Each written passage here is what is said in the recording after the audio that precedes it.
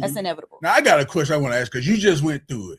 You just dropped TJ off at college. I did. Isn't that the hardest thing in the world? It's I don't care how tough you think you are. And that's my third one to go. That's it's something about the boy though. But let me tell you. So I have a stepson that when I met my ex, he was 1, and I had a 2-year-old. So we had custody of both of those. So those 2 went to college first.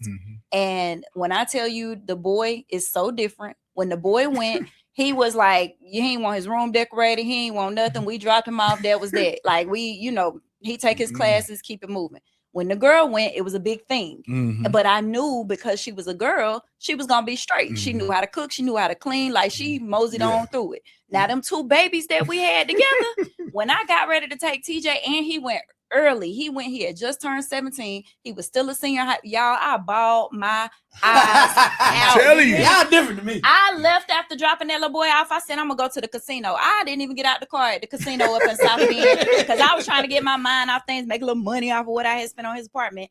And I said, his dorm.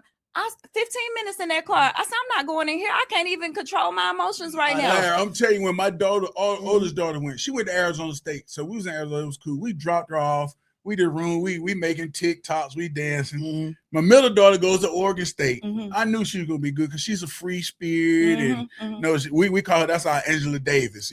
Any woman call, she fighting for it. Okay.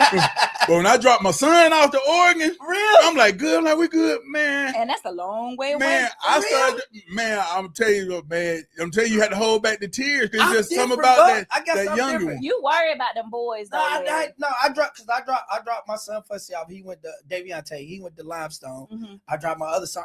He went to college in Florence. I dropped my oldest son off.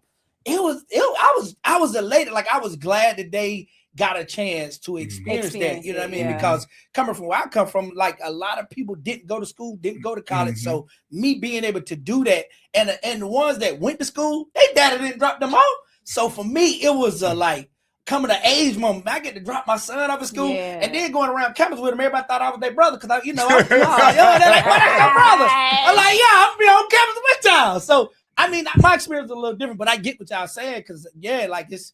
You like, still happy. Yeah, you still have that elated feeling, but I was still also like these boys finna come up. Because I think it was almost, I was scarred from when my dad dropped me off at Clemson. My dad was a tough guy. Vietnam twice, up in New York, had his history. And I never forget him dropping me off. And I went to Clemson early. I went like TJ. I went early. I'm in his apartment by myself. I remember sitting there and he was like, well, I'm about to go. And I heard him go, I like that one. He like, I'm dropping my best friend off. Don't do it to me, but he like, all my kids, my besties. I feel that. And my dad was the toughest guy I know. You know what I mean? I had never seen my dad cry, do nothing. He just tough, straight face. Will shoot you straight. But he like, man, I'm dropping my best friend off. He like, you been with me for 17 years. He like, what I'm gonna do now? That's crazy. Boy. Killed me. So I started having those because me and Brandon like best friends. You know what I mean? Because you got Denise and the 2 girls, but Brandon, boy. I was coaching for BA, and BA was like, hey, if your son plays sports, you better go to his practice every day. I don't care if we play in the Super Bowl. You don't miss his practice. So I was always there with him. I never missed anything unless we had a game out of town where I couldn't be there. But then you saying, because in my mind, like, have I told him everything he needs to know? Because you can't be there in college. I can't be there. No, you can't be there. Like, is a girl gonna take advantage of it? How I gave him the game, you know what I mean? But he was just that boy. But that was a hard moment. I was like, I know they just went through it with TJ. Yeah, and it's tough, especially like going through divorce and having to drop off a kid during that because it's like in a high profile divorce. Everybody's paying attention. Everybody wants to see what's going on, but you have to take that time. And I think we did a really good job of it, of paying attention no matter what's going on the outside to each kid and what they had going on and to this particular moment because this was big for him.